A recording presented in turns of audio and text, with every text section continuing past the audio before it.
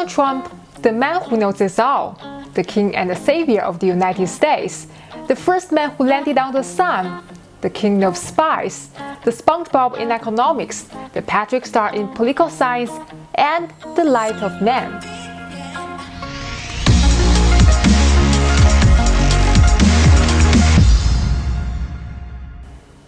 Hello, I'm Kathy Chen, a journalist who knows many cooler facts. As early as April, the United States has surpassed Italy in its COVID-19 epidemic figures, becoming the country with the most confirmed cases in the world.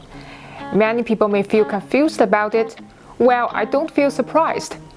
The United States was the last one to enter the Second World War. Then it gave Italy, Germany, and Japan a sound thrashing and finally took place of the European countries as the most powerful country in the world. Everything is so familiar. Someone may think Trump is an awful president. I think it's ridiculous. Obviously, he's a good president. He has always kept his promise. Make America first. Does not just talk. From this day forward, it's going to be only America first. America first. Well, many people may wonder why Trump well knows the risk of COVID-19, but the epidemic situation keeps worsening. The United States braces for rise in COVID-19 cases, but the Trump administration has pushed states to start reopening. That's confused by many.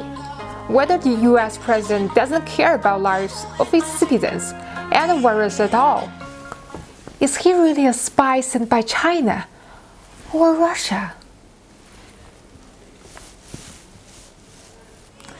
In fact, everything Trump has done is very reasonable. First, he's a businessman but not merely an American president, so he always put his own interest in the first place. He cares about short-term interest rather than long-term interest.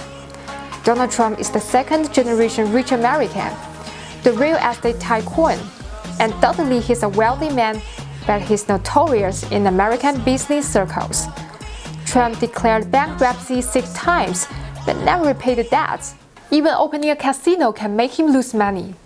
Can you believe that? Actually, even Trump himself admitted he chose to go bankruptcy deliberately. He just didn't want to repay the money. He just used the rules in reasonable ways. To say the least, his actions is consistent with what he said. No wonder he's called a combination of Bernard Madoff and Charles Ponzi. As early as January, Trump did know the horror of the virus. In February, senators sold stock before the economy tanked. Trump ran faster than anyone and successfully escaped from the circuit breaker in March. So why did Trump insist that COVID-19 is just a kind of flu and there's no necessity to take any precautions? It's just like telling the virus, hey, come here, let's just have some fun. Well, I think it's easy to understand. His doings is not in the national interest, but in his own interest. He made a choice between people, country, and the individual. He chose the latter. So, what's his own personal interest exactly?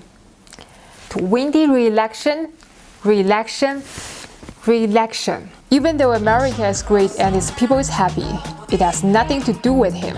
So why is he so crazy about re-election? Is he so obsessed with power? The answer is no. If he weren't re-elected, all his dark history and acts can make his presidential opponents send him to prison. Until then, he will say, no one understands picking up the soap better than me.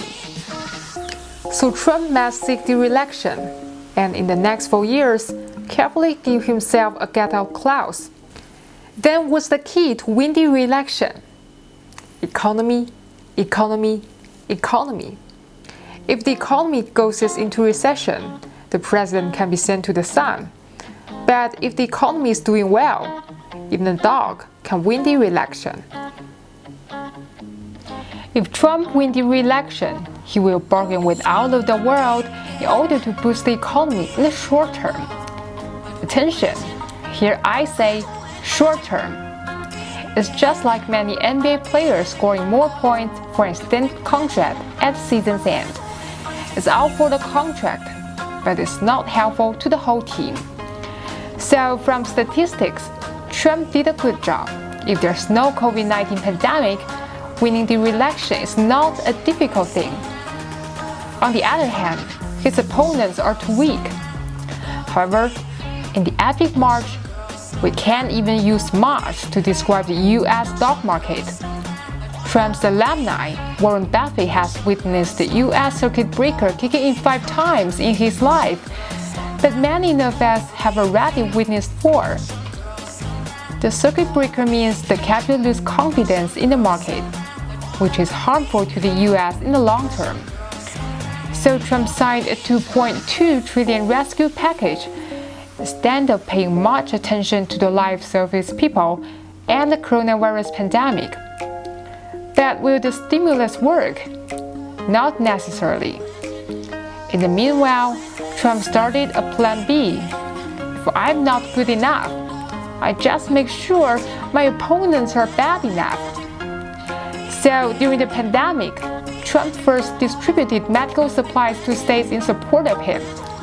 For those not will be given later, or even get no medical equipment, which makes people think their state governor is incompetent. Anyhow, people who don't vote for him has no value, even death. So what? Re-election is the top priority. Maybe we have to admit life has a price tag. Life can be bargained with. Life can be the bargaining chip by politicians. Just like Trump said, life is a story. Perhaps that's been the story of life. That does happen on occasion, and I've noticed where some people have been tested fairly quickly. I'm Kathy Chen. That's all for today's video. Thanks for watching and really appreciate your time. If you like it, don't forget to subscribe and leave your comment. Bye.